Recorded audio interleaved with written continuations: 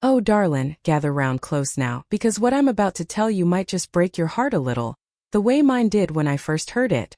Imagine this.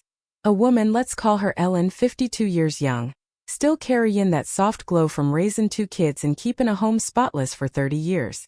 She's the kind who wakes at dawn to pack lunches, who remembers every anniversary with homemade cards, who smiles through the ache in her knees because that's what love does. It carries you. But one ordinary Tuesday evening, Ellen's husband Mark comes home, suitcase already packed by the door like he'd rehearsed it. He sits her down at the kitchen table, the same table where they'd celebrated birthdays, cried over report cards and whispered dreams late into the night, and says, calm as Sunday mornin', Ellen, I want a new start. I'm leavin'. It's not you. It's me needin' something fresh. He talked about growin' apart, about findin' himself, about how the divorce would be clean and fair. She sat there, coffee goin' cold, feelin' the world tilt like a slow-motion car wreck. What he didn't tell her, what he hid behind that gentle smile, was the truth. The new start wasn't alone. It was with someone younger, someone he'd been plannin' with for 2 years. And the settlement?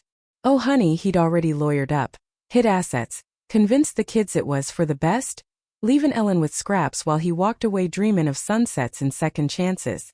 But here's where the story catches fire, darlin'. Ellen didn't shatter the way he expected. She didn't scream or beg. She just looked at him with those quiet eyes that had seen storms before, and started planning her own new beginning. You see, what Mark never counted on was how deep a woman's strength runs when you try to erase her life. And what came next? Well, that's when the real pain and the real power unfolded. Stick with Auntie May now, because this tale of betrayal, endurance, and quiet revenge is about to take you places you won't soon forget. Now let's step into Ellen's world proper, darlin'. It began the very next mornin' after Mark drove off in that shiny new truck he'd bought for work. The house felt too big, echoes bouncing off walls that used to hold laughter. Ellen stood in the kitchen staring at the empty coffee mug he'd left behind, the one with world's best husband, faded from too many washes. She didn't cry then. No, she cleaned. Scrubbed counters till her knuckles bled a little. Like if she could make everything spotless, maybe the hurt would disappear too. Then the family calls started. Her daughter Sarah, 28 and newly married herself, said, Mom, Dad's been unhappy for years. You had to know. Unhappy. Like Ellen hadn't noticed the late nights, the sudden business trips, the way he'd stopped touching her hand across the table. Sarah's words stung worse than any slap, because they came from the child she'd raised on bedtime stories and scraped knees. It crept in slow like fog over the river. The divorce papers arrived certified mail, demmed in half the house, the savings, even the antique hutch her mama gave her. Mark's lawyer painted Ellen as the difficult one, the one who wouldn't adapt. Friends she'd known since the kids were in diapers started sitting with him. He deserves happiness too, Ellen. She'd nod, smile thin, and go home to sit alone on the porch swing, rockin' back and forth, listenin' to crickets and the ache in her chest. She endured quietly. Took a part-time job at the library shelving books, came home bone-tired, ate soup from the can because cooking for one felt like surrender. Nights were the hardest, lying in the big bed staring at the empty side, smellin' his aftershave lingerin' on the pillow she couldn't bear to wash. But every mornin' she rose. She watered the plants he'd called foolish, tended the garden he'd ignored. She was survivin', one small act at a time. Then came the peak that nearly broke her. At the mediation, Mark sat across the table smilin' like he'd won already. He wanted the house sold, the money split fair. Ellen listened as he talked about his new life, his fresh chapter. Her lawyer whispered, "We can fight." But Ellen just looked at him, really looked, and saw the stranger he'd become. The man who'd promised forever had traded it for a lie. She walked out of that room shaken, drove home in the rain, pulled into the driveway, and finally let the tears come. Sobs that shook her whole body, the kind that leave you hollowed out. But in that emptiness, something shifted. The endurance wasn't just survival anymore. It was the quiet forge where her strength was being hammered into something unbreakable. And darlin', that's when the real story, the one that changes everything, began to unfold. Now listen close, sweet one. Have you ever felt invisible in your own home? Like you're there cooking, cleanin', lovin', but nobody really sees you anymore? Ever poured your whole heart into a marriage, only to wake up one day and realize the man sleepin' beside you has been planning his exit for years? If that hits too close, darlin', you're not alone. Thousands of women just like you have sat at that same kitchen table, staring at cold coffee, wondering where the love went. Think about Ellen's quiet nights, those moments when the house is too silent, when you replay every little sign you missed. The way he stopped saying I love you first, the phone he kept face down, the work calls that came after midnight. Sound familiar? Maybe you've told yourself, it's just a phase, or I'm imagining things. But deep down, you feel it in your bones. And here's the part that might make your heart skip.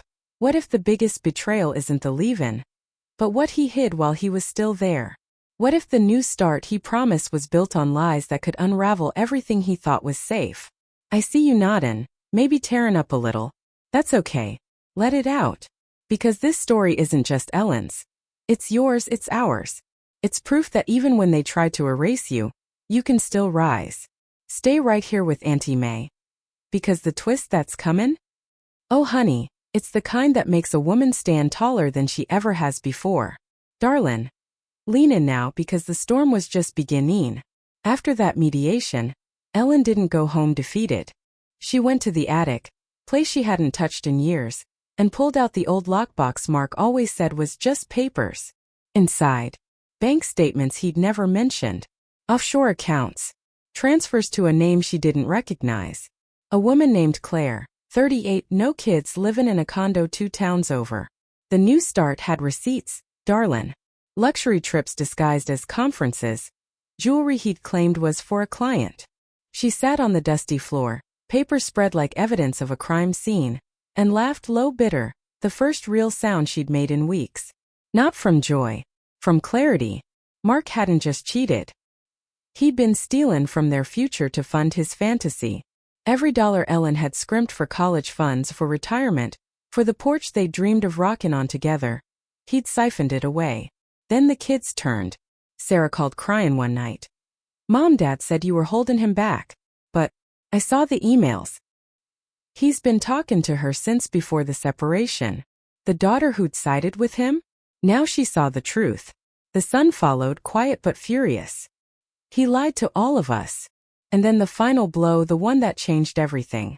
Ellen's lawyer uncovered something explosive. Mark had forged her signature on a second mortgage.